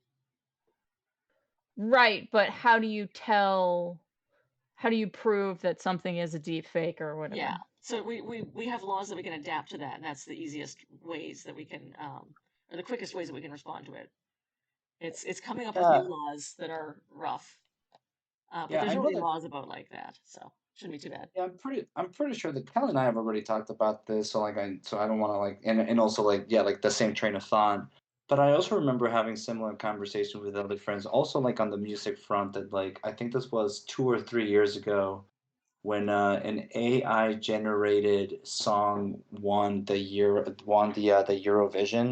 Oh, contest or something like that. I didn't hear about Um, that. yeah, yeah, and like it was like one of those, like, like one of those big contests of like song of the year, and it turned into a whole scandal because it's like, oh, it's actually written by an AI, and we were kind of talking about it, and like again, following the train of thought that Kel was kind of talking about with Bones, that it's like, you know, if you're an artist and you're living off of your art, or at least you have enough to go on to continue making your art, you're Hmm. not gonna give a shit whether or not someone's favorite song was made by an AI or by another musician, because you are being artistically fulfilled making your art, regardless of whether or not there is an audience. So, again, piggybacking on what Kel is saying, is like the problem is that it's not so much that, oh my gosh, should we be afraid of machines? Is the problem is that machines are interfering with our livelihood, Yeah, and which that's is which a big is problem. which is which is through art. Because again, like, because and I'll even put it in this perspective of like, yeah, like if someone tells me, like, if someone says like, who's your favorite illustrator, and they're like, oh, whatever, I just look whatever AI generated thing is generated. Yeah. I'm living off of my art just fine. So like, I don't have a problem with someone having a favorite type of illustration that also happens to be generated by AI. But I definitely sense it as an issue. I definitely would sense it as an Yeah. issue if someone were to say, well, I only read comics that are done by AI, because then it's Yeah. just like, oh shit, someone's about to fuck with my livelihood. Yeah. But and you said it earlier, like if you were to have like universal basic income, or just like have a lot of these other social safety nets, um, then it's not a problem. But yeah, just Yeah. I'm just So, making more Kel's statement more robust. also on this topic, I know I've recommended this anime to Joe. Alina, have you seen Carol and Tuesday? Oh, that's the one on Netflix, right? Yeah. Yeah, yeah, I watched that one. I really like that the conflict of that is the guy is writing AI assisted songs. Yeah. And so it's not necessarily demonizing him for doing that. They treat the singer as just another singer in the competition. Hmm. And so Carol and Tuesdays music that is done by hand and isn't AI assisted it went in a conversation where AI is not threatening people's livelihoods. It becomes, well, I prefer acoustic music rather than Yeah, it I becomes like a matter of prefer preference. acoustic Right. guitar to electric guitar, or Yeah, yeah, yeah. like, um so I like that they sort of took that sort of stance, like, Hmm. because yeah.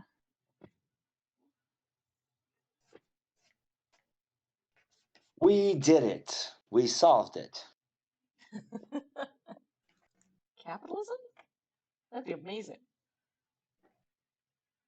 Listen, There's we're no only there's we're no solving thi it. There's only dismount. There's only dismantling. Correct. Uh, next next year's the Bell Riots, right, Alina? Yes, that is next year. They're Okay. coming up fast. I'm ready. I'm Uh, ready. we've what are also the I'm bell ready for riots? those had Bell Riots. What's this the about? Bell Riots are It's where there's a Star Trek episode where they go back Okay. in time um to a famous historical thing that is called the Bell Riots, and that was the beginning of the end of okay, capitalism no, in no, the but Star Trek timeline. here's what's great. So the Bell And Riots happened because there was overcrowding in a bunch of cities. Homelessness was rampant because capitalism was really bad. Um, So people were being priced out of homes, and in order to deal with it, instead of making affordable housing, the government just made these camps to shove all the homeless people into until they started to outnumber people who were homed. And so So in the LA camps, basically, yeah, it's or just LA. Seattle. It's Yeah. just LA. And so the people in the camps were like, well, this is some fucking bullshit and we're going to riot. And Right. that's what started the downfall of capitalism. So that's going to happen next year I by the mean, Star Trek timeline. And it's I'm like, kind of yeah, happening right now. So yeah, that's legit. I think the episode takes place in San Francisco. It does. so they got Which, the location wrong. that also tracks. I mean, it could happen in San Francisco.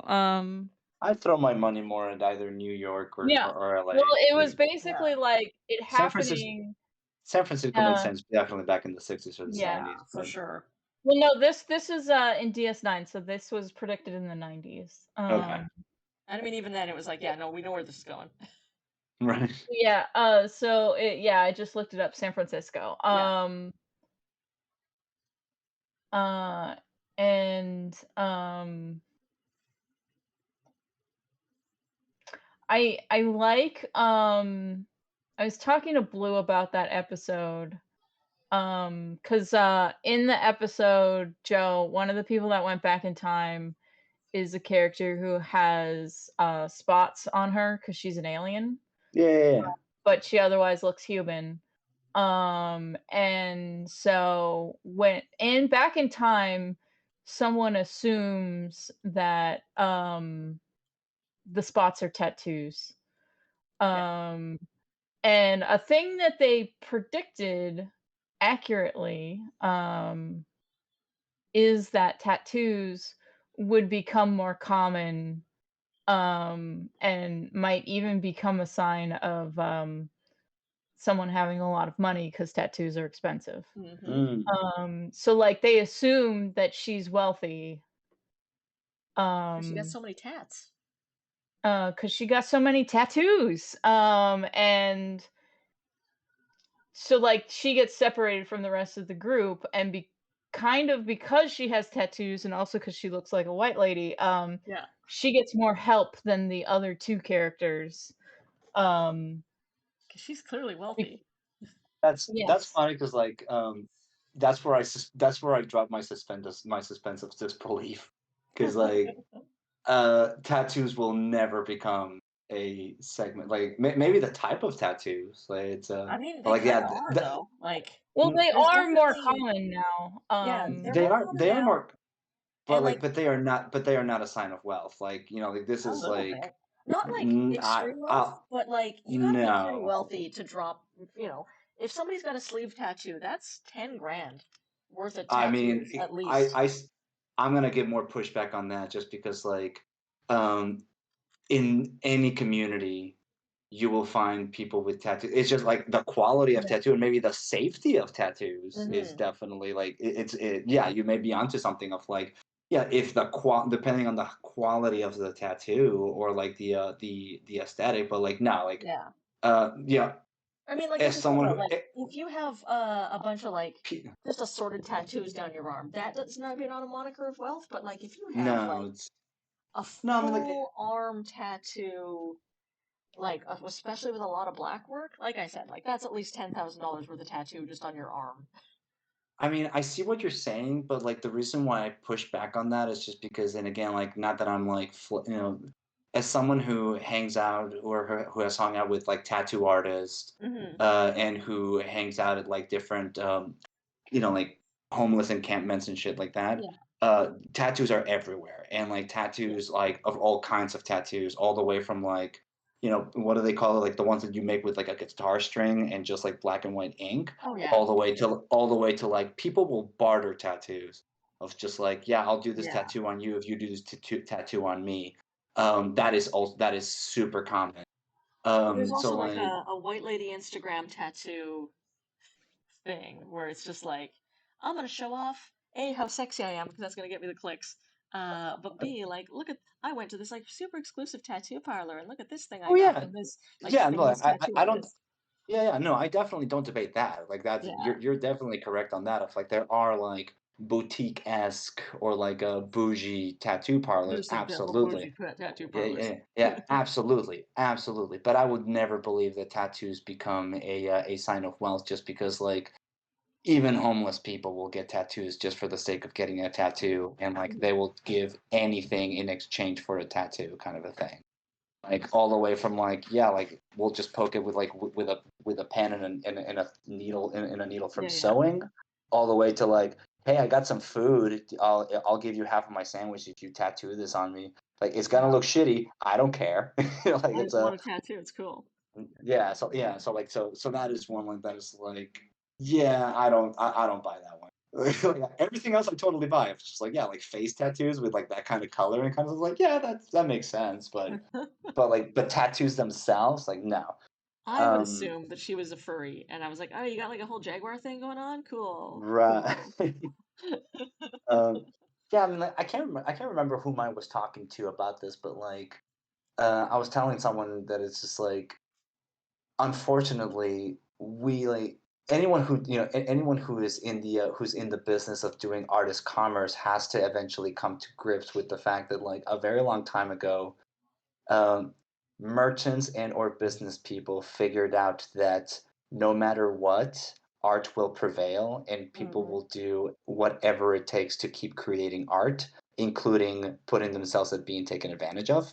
Yeah. Um, and that is something that like that is something that I do kind of hold of like I'll like, this is kind of why it sounds like I'm being a little pushy on that on that joke, but it's like art prevails no matter what. Like doesn't matter where you go, there will be people making art even if it's for nothing. Yeah. So the idea of making art on someone's skin definitely will exist regardless of like regardless of level of wealth. So like yeah, that's also why like that's kind of that's the only reason why I'm kind of going like yeah, Mhm. it sounds like a neat idea and like I totally believe it of like yeah, it looks like very fancy tattoos, but like oh, tattoos themselves being like a sign of wealth, like I don't buy that one. That's that I'll believe aliens visit, but not that like oh, tattoos are only for the wealthy.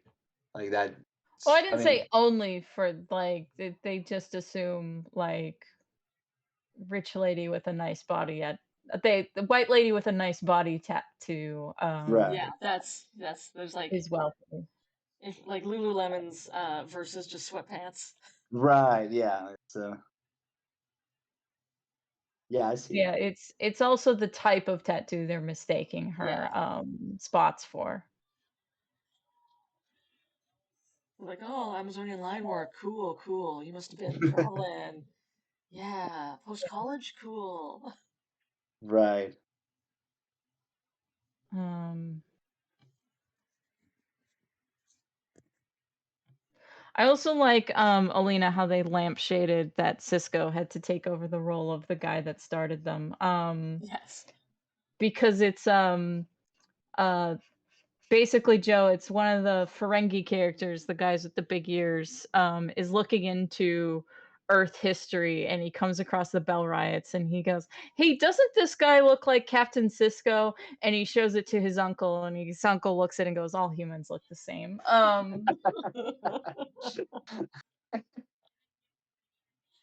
That's very funny. Which, they do. Anyways. Uh They got those weird small ears and no lobes. Can't trust a guy with no lobes.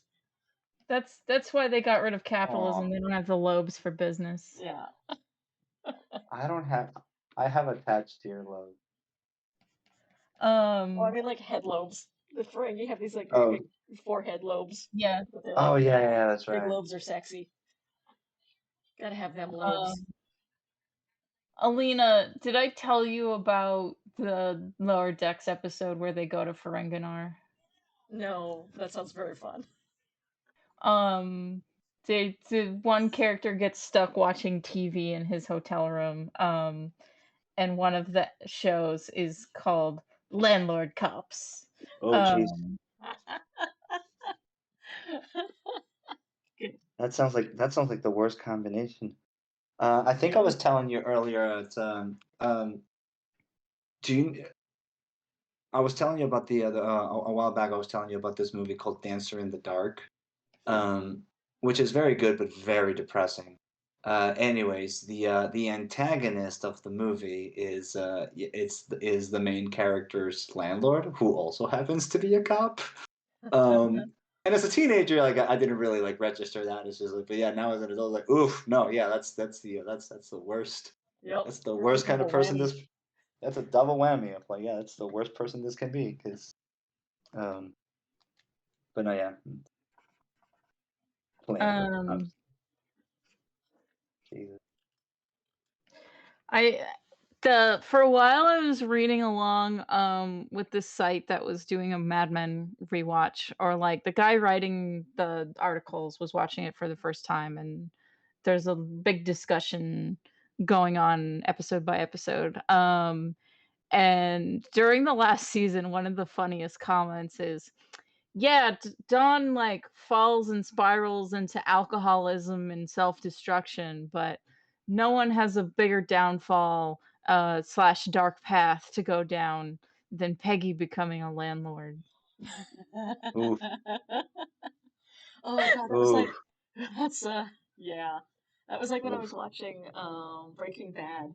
And it's in one of the last seasons where they introduced this like really fussy character who's like a real busybody, and the way they introduce her was perfect because she like comes Oh, into a diner and she orders chamomile tea and she's really rude to the waitress. yeah. And then she's like, I want four Splendas. And she puts them into her tea. And I was like, I have seen some horrible things on the show. Like, people have done some really egregious, awful things. But putting that much Splenda into your chamomile tea is, so that's That's crossing the the line. that yeah, that's the real crime of the show That is right not a there. sweet tea. What are It's, you doing, woman? oh yeah, it's man, I that character is great. She is. Oh, I mean, that introduction, I Um, was just like, oh, I already hate her. Perfect. You set Yeah, this up amazingly. I know what to expect now. I don't know if I got that far. I never finished Breaking Bad because I thought it was boring. Yeah. that's fine. But You It don't gets lose. yeah. prettier. Yeah. It Oh, gets then I all probably did, and I just forgot. Yeah. yeah, no, it's yeah, it gets prettier as it goes along. Yeah. It's also not, you kind of get the point of the show already. You don't have to watch it all the way to the end. It's like, listen, Mhm. this man was an awful man all along. Yeah, like And hubris. So there you when go. people talk about him like getting corrupted and becoming worse, I was like, No, no, he's he was always awful. horrible from the Yeah. beginning. He just That's why got more he's like that. power. Exactly. Um, You don't it's go, one of those. hey, I I suddenly am a horrible drug dealer for no reason. I Right. think it was in a Lindsay Ellis video. But I remember some YouTuber going over the comment "power corrupts," Hmm. and that actually a more accurate statement is "power reveals." Yep, that was Lindsay Ellis Um, on whatchamacallit, the Game of Thrones stuff. yeah, Oh, cool. because so she go because the example she uses is in either the late 40s or the 50s. There was a lawyer who got caught doing something extremely sketchy, and the judge called him out, like told him like he should lose his license for this, and like he is maybe the most corrupt and shady lawyer this judge had ever interacted with. And that lawyer's name was Richard Nixon. Yep. Wow. And it's like, yeah, he just continued to be that way. So it's Hmm. just like it's not that becoming president made him a worse person. He was already like This is that. already like Like, that. And Right. that tracks. um, How many problems can we track back to? Yeah. and so yeah, so it's kind of like yeah, Lindsay Ellis was using it to talk about Daenerys Targaryen. Right. But super works for Breaking Bad as well. Little Yeah. Walt White. Yeah. I mean, it was used in reference to Daenerys Targaryen because it's like poorly handled how she suddenly went cray cray. Yeah. And there's like there are things that you could have pulled on to prove that like, oh no, she's been cray cray all along, but they just Mhm. didn't. Um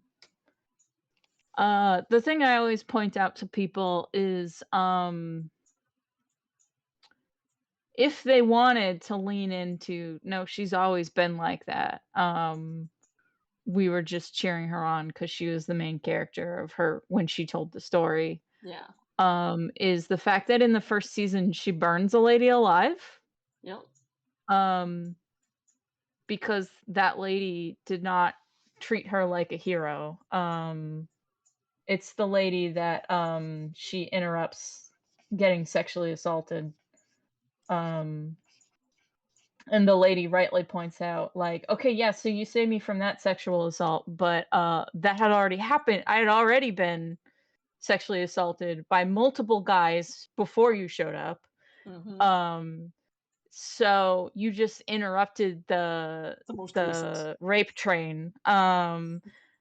Also, that was after those guys killed everyone that like I ever knew. And second of all, those guys were only there because you needed money to fund your war.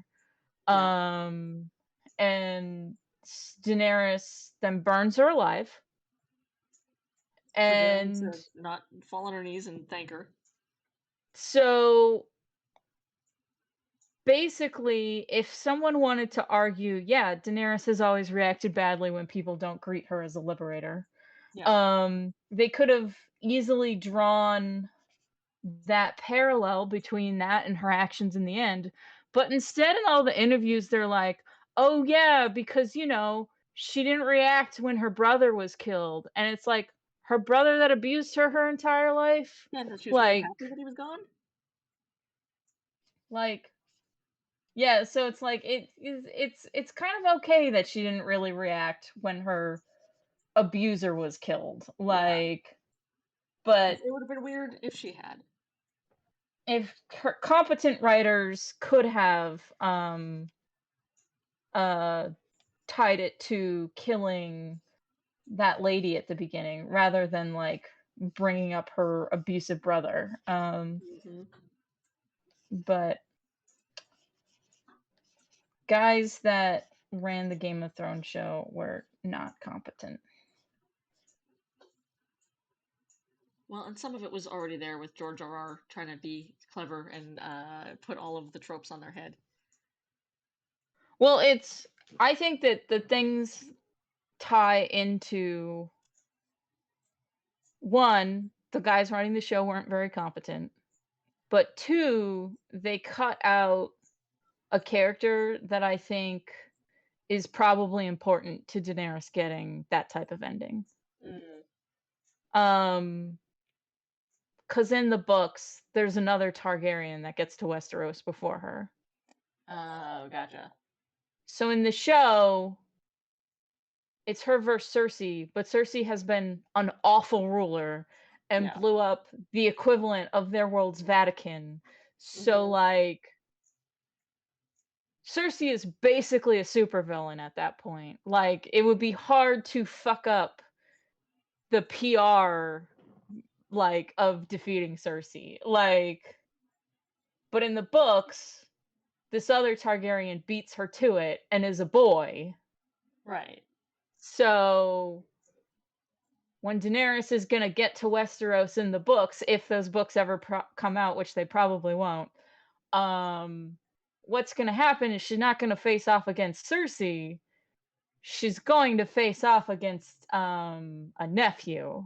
Yeah. So she is not fighting a supervillain. She is fighting the guy who just saved the kingdom Is and great PR who and is is one of arguably the has a main better claim villains. to the throne than her. Yeah. Um, And she's coming so off of being like the great hero everywhere.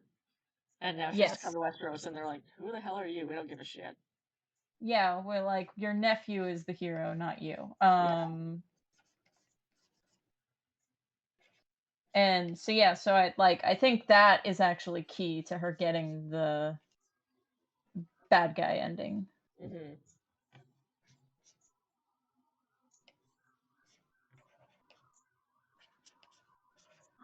Also in the book she's 16, which Yeah. makes a lot of her dumb decisions make a lot more sense. Yep.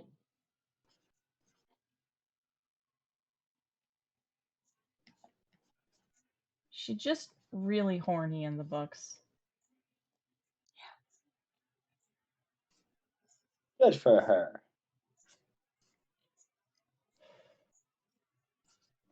It's she keeps getting distracted by hot guys in the books, Joe. So it's like that makes more sense if she's 16. I mean,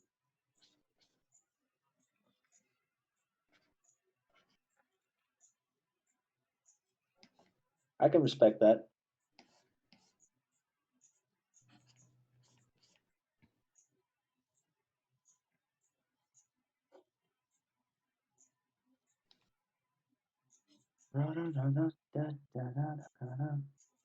Believe it or not, joy isn't at home.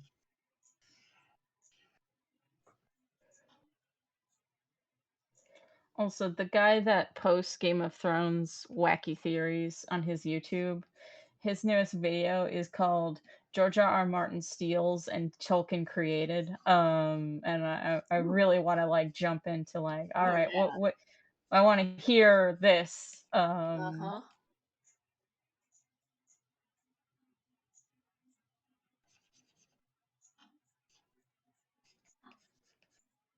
It's true though. Like George R. R. was like, "What if I just did like a fantasy version of the War of Roses?" I Starting mean, point: War that's of Roses. fine. Yeah, Like I'm that's totally cool. on board. I think that's a great way to come up with a plot line. Yeah. Hmm. Um, like I think that's why Iron Widow is so fun because it's Oh just yeah. uh here's history but sci-fi. Yeah. I also like a lot of the stories that are coming out lately that are all like, we're just gonna retell old fairy tales, but like with modern twists. Like I'm here for that. Give me a million of those. I know you're in Yeah. our publishing industry. I'm eating them up. I love them. Carry on.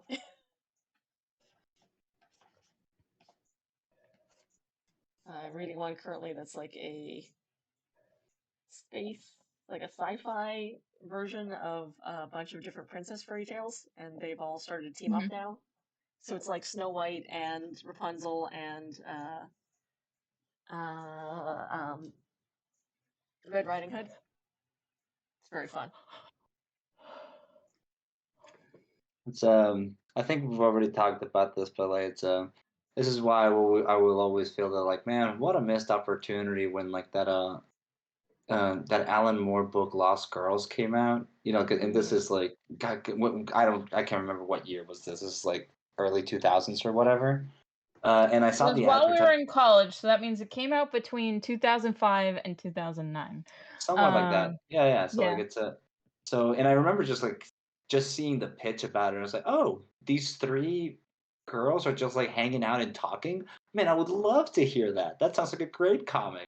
Yeah. And then someone told me like, no, it's basically like porn. I was like, oh, Oh well, shit. all right, It's all right. like the thing is though, I'm gonna defend it because I Mm, think using fairy tales as a metaphor for sex, um, I think that that is interesting.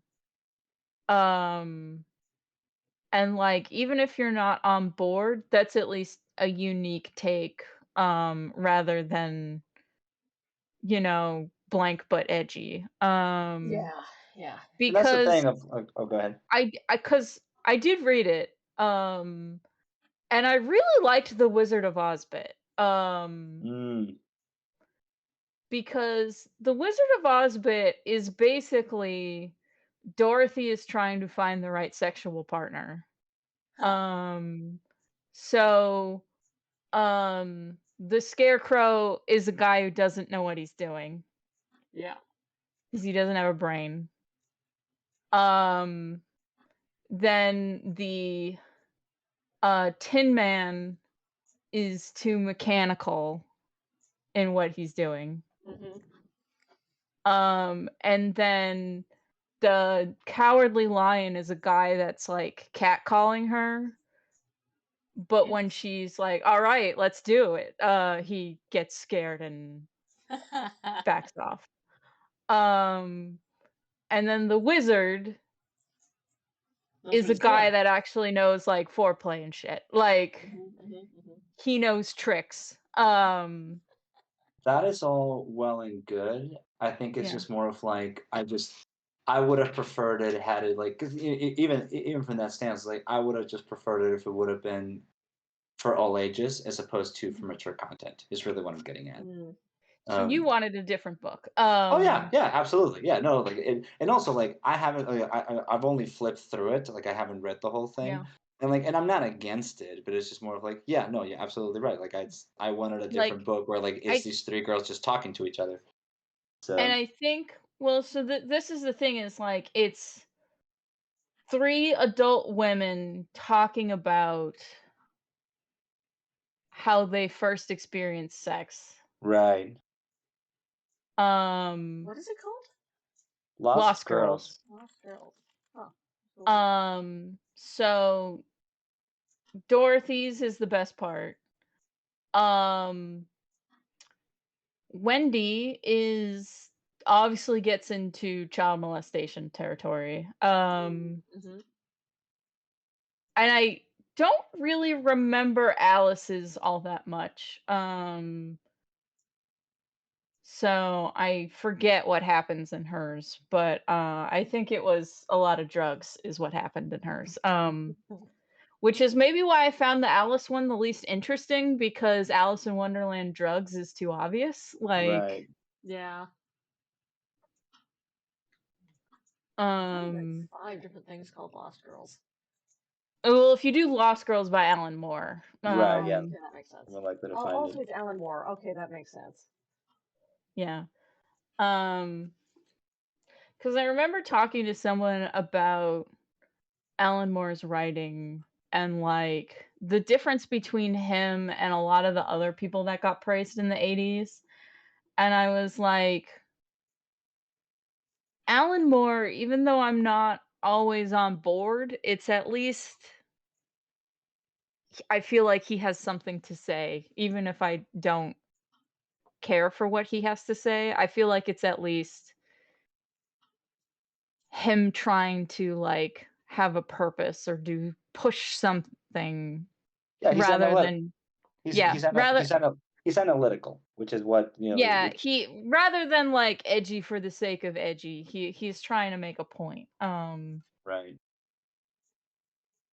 Uh and so I do think that there aren't that many stories about women talking frankly about sex. Hmm. That's true. Um and I appreciate that angle too. Um it's just that I think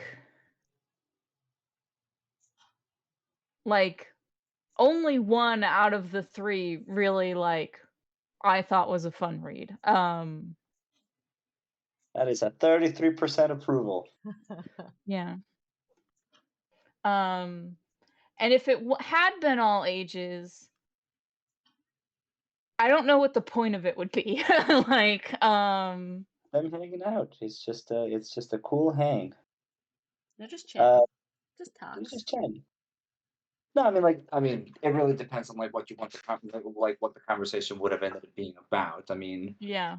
like, and I do think that there are topics of like, for instance, if you start talking about like if they all end up talking of and again now we're just writing a completely separate book, right? Because you're right about that.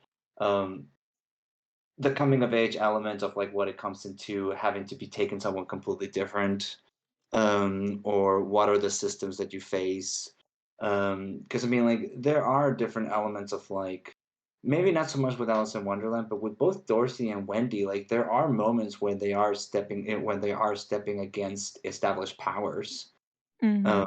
and I do think that there's something interesting there because for instance Dorothy challenges two power structures, at least in Hmm. the movie.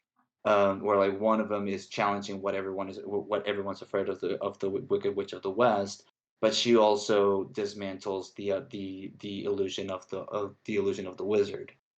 Yeah. Um, and with Peter Pan, or with Wendy specifically, it's um, in multiple interpretations is her being the only one who actually the only one without, who stands up against Captain Hook, regardless of, like, and Peter Pan can only do it because he actually has like superpower to fly. Um, Mhm. but Wendy is the only character, also happens to be the only girl of the entire Lost Boys who will actually take a stance upon like something that is an intrusive power. So I think there's something interesting there, but you're also right. I mean, like, yeah, not a whole lot of books of women talking about their sexual encounter. Yeah. So Would be Yeah, interesting because though if it's it was actually especially written by a coming woman. of age sexual encounters. Because like, so this is the thing is, last week, Alina and I talked about Big Mouth and how its art style is repugnant. Yeah. sure, Um, and how, um, I did end up watching Big Mouth, and at first I was gonna dismiss it as like, okay, dick jokes about teens. But as soon as they started to focus on the girls' Mhm. experiences coming of age and being, like, horny for the first time, Then it gets like, interesting. Yeah. that is unique, like, we don't hear right, that as much. So, um Well, that's why I really wanted to like it because I'd seen all those clips of the like. There's like a bathhouse yeah, scene where the teen girl yeah, goes to a bathhouse and sees like adult women's bodies and like yeah, folds and wrinkles and stuff, but they're all like, "Yeah, this is just who we are. Like, embrace your body. It's fine." yeah, That's this yeah. big body positivity message, and I was like, "Oh, I really want to like this show, but the art style is hideous, and It's I can't right, horrible, stand all yeah, of the teenage boy dick jokes." and yeah. I so, see. like, I always feel like while watching, Big Mouth, I love half of it and hate the Yeah, other half. same. Yeah, And I'm liking human resources more. I feel like human resources, the 20% I hate, and that's all the art style, but like the writing is a lot sharper on human resources, I think, because they're not focused on children. right. Um but yeah, so it was basically like it is so rare to get those types of stories about women and girls. Sure. And so without it being in a male gazy point of view. So while some of the metaphors are obvious, I I overall like thought it was interesting, Do even you, though like do you think that a female yeah, writer would have had a different take on things, though? Oh, yes, sure, I totally. think Yeah. like Like for a male writer to go, I'm gonna write the women's coming of age stories. I'm like, maybe well, don't. so the thing is, I think that his wife co-wrote it with him. Okay, yeah. So at Yeah, least he she wasn't well, just like making shit up she on his own. illustrated. No, no, she She Yeah. illustrated a illustrated lot. it. Right? Yeah. So like um so I think like so it wasn't as bad as it could have been because he at least had Yeah. his wife's input. But did she get credit for writing it? Well, she drew it, so Yeah, but did she get credit for Mm, writing it? I would have um, to look that up. no, I don't think she did. I Because think it's that's a just, fucking problem. yeah, I think it Because just says written yeah, by. Because then he Yeah, gets all the yeah. credit for writing about women's experiences when he did not. yeah. So No, no, no. that's Um, The credit goes as follows: author Alan Moore, illustrator Melinda Gebbie. right. mhm. Um, Ra-da-da-da. Well, I am about done for this evening. I think my hand is giving out. I'm gonna go and rest up for Yeah. tomorrow. Yeah. All right. It's good chatting with you. I'm gonna end on this note. The Dorothy bit. The tornado is her first orgasm. That's great. Blew her Yes. straight to Oz. Yeah, basically. Good. I'm reading about the Alice part, and I do not remember it at all. There's drug-fueled lesbian sex parties, and I'm like, I don't remember this like at all. You'd think you'd remember that part. Yeah, that might be why it fell so flat, because if his wife helped him write it, and sh I don't know if she went to drug-filled lesbian sex parties. I mean, she's an illustrator, so maybe during art Maybe. school. Maybe she Yeah. did. Yeah, that's a She's cliche. also married to Alan Moore, so I wouldn't be surprised if they went Yeah. to some drug-fueled parties. I Oh, hell just yeah. don't know about the lesbian sex party part. I mean, what's a lesbian anyway?